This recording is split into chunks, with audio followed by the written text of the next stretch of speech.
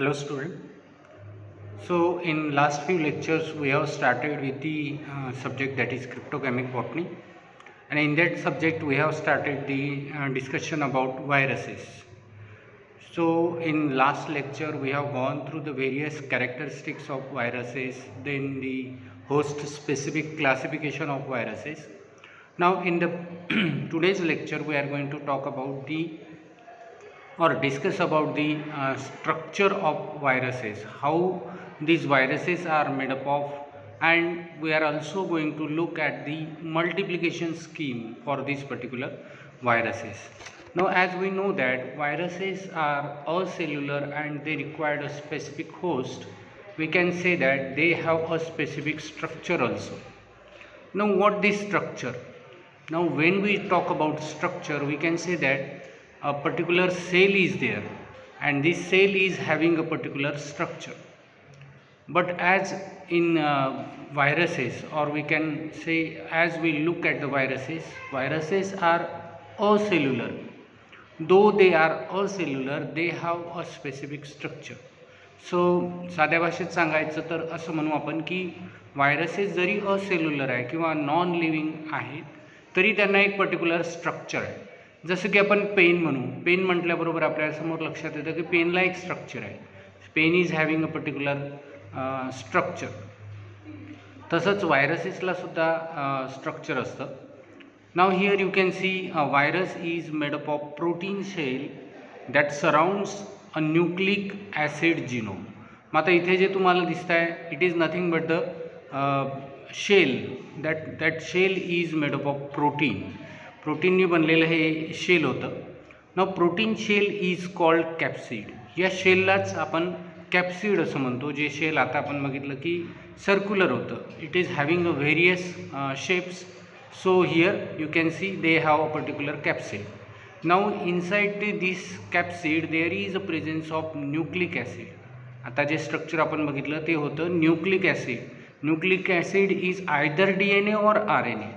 दोन प्रकारचे nucleic acid असतात. ते दोनपैकी एक कुठलेही DNA किंवा RNA या व्हायरसेसमध्ये असतो. नाव कॅप्सिड. कॅप्सिड काय तर capsid a protein shell that protects the genome. DNA किंवा RNAला प्रोटेक्ट करण्यासाठी एक कॅप्सिड असतो, प्रोटेक्टिव्ह कवरिंग असतं. The capsid is made up of multiple copies of same protein or few different proteins. म्हणजे आपण साध्या भाषेत सांगायचं तर प्रोटीन याबद्दल जर बोललो तर ह्या प्रोटीननी बाहेरचं जे कवरिंग आहे किंवा प्रोटेक्टिव्ह कवरिंग आहे हे व्हायरसेसचं बनलं आहे. आणि त्या प्रोटेक्टिव्ह कवरिंगच्या आतमध्ये DNA किंवा RNA नावाचा जो स्ट्रक्चर आहे, जेनेटिक मटेरियल आहे, ते जेनेटिक मटेरियल व्हायरसेसचं असतं. So this is nothing but the two different forms which is available in a structure of viruses. एक तर त्याच्यामध्ये प्रोटीन आहे आणि दुसरा त्याच्यामध्ये DNA किंवा RNA. So these are the only two things available for the viruses. व्हायरसेसमध्ये फक्त हे दोनच स्ट्रक्चर अवेलेबल असतात आणि अशा प्रकारे वेगवेगळ्या प्रकारचे स्ट्रक्चर व्हायरसेसमध्ये आपल्याला पाहायला मिळतात. In some viruses there is a envelope or external envelope is also there that made up of lipid bilayer. त्या कॅप्सिड नावाच्या ज्या कवर असतं किंवा कॅप्सिड नावाचं जे प्रोटेक्टिव्ह कवरिंग आहे त्याच्या बाहेर किंवा त्याच्या बरोबर एक लिपिड बायलेयर किंवा लिपिडनी बनलेलं एक लेयर असतं आणि ते त्या कॅप्सिडला प्रोटेक्ट करतं. म्हणजे एक्स्ट्रा कवरिंगसुद्धा ह्या व्हायरसेसमध्ये मिळतं. Now nucleocapsid, the capsid and nucleic acid together made up of nucleocapsid.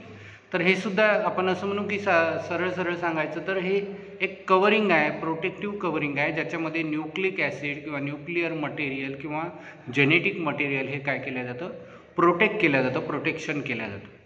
Now this is very basic structure of the virus. Here you can see the outer envelope protein is there. तुम्हाला इथं बाहेरच्या साईडला जे दिसत आहे ते envelope protein आहे. त्या एनवलप प्रोटीन नंतर परत you can see again there will be a envelope. ते पण प्रोटीनचंच बनलेलं आहे. And inside that envelope you can get the viral टेग्युमेंट.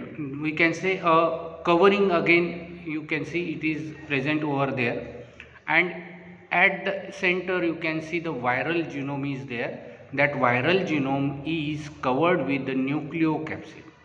म्हणजे हा जो व्हायरल जिनोम आहे हा व्हायरल जिनोम कशाने प्रोटेक्ट केला आहे, तर व्हायरल जिनोम हा न्यूक्लिओकॅप्सिड नावाच्या एका लेअरनी कवर केला आहे.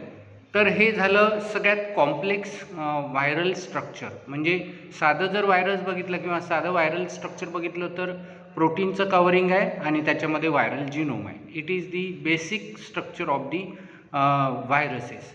But when we say about the complex structure of viruses, you can see in viral structure this type of protein codes are available, and that will protect the DNA or RNA genetic material of the viruses.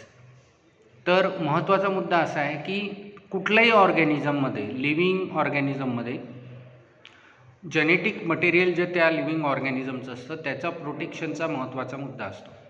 तर त्याला protect करण्यासाठी वेगवेगळे ॲपरेटर्स किंवा आपण असं म्हणू वेगवेगळे structures त्याला प्रोव्हाइड केलेले असतात. तसंच व्हायरसेसमध्ये सुद्धा जेनेटिक मटेरियल हा जो आहे हा प्रोटेक्ट झाला पाहिजे, कारण जेनेटिक मटेरियल जर अवेलेबल नसेल तर तो व्हायरस कुठल्याही प्रकारे काम करू शकणार नाही. आणि म्हणून त्या व्हायरसला आपलं जेनेटिक मटेरियल काय करावं लागतं, प्रोटेक्ट करावं लागतं. So this genetic material is protected by the various layers. That layers are made up of protein, or it is also made up of lipid bilayer. So complexity is variable or various in this particular structure. Now here you can see this viral genome is there. मग viral genome जो मध्ये आहे सेंटरला दाखवला आहे, is viral genome is either DNA or RNA. It is not a compulsory. सगळ्याच याच्यामध्ये DNA असेल असंही नाही, सगळ्यामध्ये RNA असेल किंवा दोघांमध्ये DNA आणि RNA असेल असंही नाही. इट विल आयदर DNA और RNA, but it is protected with the different capsules or different layers. Now here when we talk about the structure, you can see based on the structure viruses are categorized into different things. Say for example bacteriophages. तुम्ही ते बॅक्टेरियोफेजेस जर बघितले तर बॅक्टेरियोफेजेसमध्ये तुम्हाला दिसेल की खाली अटॅचमेंटसाठी त्याला पायांसारखे स्ट्रक्चर तुम्हाला दिसतात, बेस यू कॅन सी. त्याच्यावर आणखी वेगवेगळे स्ट्रक्चर तुम्हाला दिसतील. So all these structures are made up of protein, and inside to this structures there will be a presence of a particular type of genetic material. इथे बाजूला तुम्ही बघाल वरच्या साईडला तर ॲडेनो व्हायरस दाखवला आहे, खालच्या साईडला इम्युनोडिफिशियन्सी व्हायरस, त्यालाच आपण HIV व्हायरस दाखवला आहे. तर प्रत्येकाची कॉम्प्लेक्सिटी किंवा प्रत्येकाचं स्ट्रक्चर हे काय वेगवेगळं आहे, but the basic parameters which is available is protein and genetic material. हे बेसिक स्ट्रक्चर सगळ्यांमध्ये कॉमन आहे. तर हे झालं स्ट्रक्चरबद्दल. This is nothing but the structure. Now moving to the next part, that is multiplication of viruses. आता multiplication of viruses म्हणजे काय, तर व्हायरस हे नॉन लिव्हिंग आहे, मग ते मल्टिप्लाय कसे होतात किंवा ते डेव्हलप कसे होतात. तर ते डेव्हलपमेंटसाठी कोणती स्ट्रॅटर्जी वापरतात, कारण नॉन लिव्हिंग आहे. लिव्हिंग सेल मल्टिप्लाय होतो, लिव्हिंग सेल एकाच्या 2 होतात, हे आपल्याला माहिती आहे. 12th किंवा प्रिव्हियस याच्यामध्ये आपल्याला कळलं की लिव्हिंग सेल कशा मल्टिप्लाय होतात. वेगवेगळ्या पद्धतीने लिव्हिंग सेल काय होतात, मल्टिप्लाय होतात. जसं अल्गी असेल तर अल्गी वेगवेगळ्या प्रकारे मल्टिप्लाय होते. पण व्हायरस हे जे नॉन लिव्हिंग आहे, मग नॉन लिव्हिंग असताना ते मल्टिप्लाय कसे होतात, त्यांचा नंबर कसा वाढतो. जसं की आता आपण रिसेंटली बघितलं की करोना व्हायरस मल्टिप्लाय होतो आणि त्याचा नंबर वाढत जातो. तर हे नेमकं होते कसं, तर त्या प्रोसेसला किंवा त्या स्ट्रक्चरला, मल्टिप्लिकेशन ऑफ व्हायरसेसला साध्या भाषेमध्ये असं म्हणतात की व्हायरल रेप्लिकेशन. तर व्हायरल रेप्लिकेशन म्हणजे काय, मग की व्हायरलचं मल्टिप्लिकेशन. एका व्हायरसचे 2, 2चे 4, 4चे 8 असा व्हायरल रेप्लिकेशन होतो. तर व्हायरल रेप्लिकेशनमध्ये काय होतं, तर viruses multiply by infecting host cell using the cells resources to create new viruses. This process is called viral replication. म्हणजे खूपच बेसिक लँग्वेजमध्ये किंवा खूपच बेसिक अभ्यासात आपण जर पाहिलं तर असं लक्षात येईल की व्हायरसेस हे स्वतः मल्टिप्लाय होत नाही, तर त्या होस्ट सेलकडनं किंवा त्या लिव्हिंग सेलकडनं काही मदत घेतात आणि त्या पद्धतीने ते मल्टिप्लाय होतात किंवा ते डिवाईड होतात आणि या प्रोसेसला व्हायरल रेप्लिकेशन असं म्हटलं जातं. परत एकदा बघू. Viruses multiply by infecting host cell and using the cells resources to create new virus. म्हणजे त्या होस्ट सेलमध्ये ते ग्रो होतात किंवा मोठे होतात, त्याचीच मशिनरी त्याचेच रिसोर्सेस वापरून काय करतात ते तिथे मल्टिप्लाय होतात. या प्रोसेसला व्हायरल रेप्लिकेशन असं म्हटलं जातं. त्यालाच आपल्या आणखी सायंटिफिक लँग्वेजमध्ये मल्टिप्लिकेशन ऑफ व्हायरसेस असं सुद्धा म्हणू शकतो किंवा आणखी बेसिकली आपण त्याला रिप्रोडक्शन ऑफ व्हायरसेस सुद्धा म्हणू शकतो. Now what are the steps in viral replication. म्हणजे मग हे रेप्लिकेशन किंवा रिप्रोडक्शन होते काय, तर first step is attachment. The virus attach to the host cell. म्हणजे हवेमध्ये असलेला किंवा बाकी ठिकाणी असलेला हा जो काही व्हायरस आहे हा अटॅच होतो. Entry. The virus enter the host cell. ही दुसरी स्टेप आहे. Enter to the host cell. वर राहून चालणार नाही, त्याला आतमध्ये एंट्री मिळाली पाहिजे, आत गेला पाहिजे. आत गेल्यानंतर uncoating. The virus genetic material is release in to host cell. म्हणजे आत गेल्यानंतर व्हायरस स्वतःचा जेनेटिक मटेरियल रिलीज करतो. देन द रेप्लिकेशन म्हणजेच आपली स्वतःचं multiplication. The viruses genetic material copied to create a new viral genome. मग आत गेल्यानंतर अटॅचमेंट झाली, एंट्री मिळाली, अनकोटिंग झालं आणि नंतर रेप्लिकेशन झालं. तर रेप्लिकेशनमध्ये व्हायरस स्वतःचं जेनेटिक मटेरियल जो आहे त्याला कॉपी करतो आणि त्याच्या नवीन व्हायरल जिनोम्स तयार करतो त्या बॉडीमध्ये किंवा त्या होस्ट सेलमध्ये. तर ह्या झाल्या स्टेप्स. याच्यानंतरची स्टेप असते ज्याच्यामध्ये असेंब्ली असते. New viral protein and nucleic acid are assembled into viral particles. म्हणजे जे काही मटेरियल तयार झालं आहे त्याला असेंबल केलं जातं आणि असेंबल केल्यानंतर परत तो नवीन व्हायरस तिथे तयार होतो. अशा प्रकारे खूप सारे व्हायरल प्रोटीन्स, न्यूक्लिक ॲसिड त्या सेलमध्ये तयार झालेले असतात आणि मग ते असेंबल्ड होतात, एकत्र येतात आणि मग एकत्र झाल्यानंतर ते मॅच्युरेशन फेजमध्ये जातात. The new viral particles mature. म्हणजे मॅच्युअर होतात आणि शेवटची स्टेप याच्यामध्ये जी असते that is the release.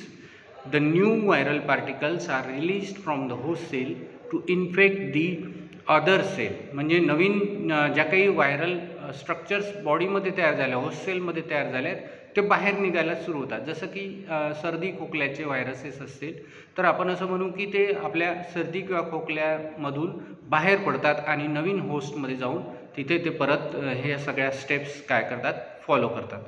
So likewise you can say here bacteriophage आपण बघितलं होतं. बॅक्टेरियाला इन्फेक्ट करणारा व्हायरस इथे आहे. It will first the adsorption म्हणजेच attachment. So it will attach to the bacterial cell. Then penetration. Penetration म्हणजे काय, तर तो एक छिद्र करतो आहे बॅक्टेरियल सेलला आणि त्याच्यामधनं त्याचा जो DNA आहे तो DNA तो इन्सर्ट करतो. इन्सर्ट केल्यानंतर तिथे काय होते तर सिंथेसिस नावाची स्टेज होते, फेज होते आणि तिथे जेनेटिक मटेरियल जे आहे व्हायरसेसचं तिथे सिंथेसिस करते आणि मग असेंब्ली होते, असेंबल्ड होतात, हे सगळे एकत्र येतात, हे सगळे पार्ट्स जे तयार झाले आणि मग रिलीज होते. रिलीज होते म्हणजेच परत इथे तुम्ही बघाल तर शेवटच्या फेजमध्ये ते बाहेर पडताना तुम्हाला दिसत आहे. नाव here you can C the first step is here the attachment. इथे तुम्ही बघा तर अटॅचमेंट नावाची एक फेज आहे. तर इथे अटॅचमेंट झाली आहे. अटॅचमेंट झाल्यानंतर एंडोसायटोसिस नावाची प्रोसेस इथे झाली आणि त्याच्यानंतर हा जो व्हायरस आहे हा आतमध्ये एंटर झाला आणि इथे व्हायरल RNA जो आहे हा व्हायरल RNA प्लस ही जी ह्युमन सिस्टीम आहे किंवा आपण असं म्हणू त्या सेलची स्वतःची सिस्टीम आहे, त्या सिस्टीमला या व्हायरल RNA सोबत अटॅच होऊन इथे सिंथेसिस झालं आणि इथे खूप साऱ्या कॉपीज तयार झाल्यात व्हायरसेसच्या आणि नंतर खूप सिस्टीम मधला वापर झाल्यानंतर इथे ज्या काही व्हायरल सेल्स आहेत किंवा व्हायरसेस आहेत ह्याचे असेंबल झाले, ते तयार झाले आणि शेवटच्या स्टेपमध्ये इथे तुम्ही बघा तर हे रिलीज झाले. So it will released from that particular cell, बाहेर पडले. So likewise we can say the process will takes place. The first step in a multiplication or the replication, attachment is there, then penetration is there, or it will get the entry, then the utilization of this viral RNA or DNA with the we can say the material which is available in the cell, host cell, and it will start to produce its own DNA and proteins. Then this DNA and protein will get assembled, and in the last step the assembled viruses will get released from that particular host cell. So these are nothing but the different steps in a replication of viruses or multiplication of viruses. So here we stop with this. Thank you.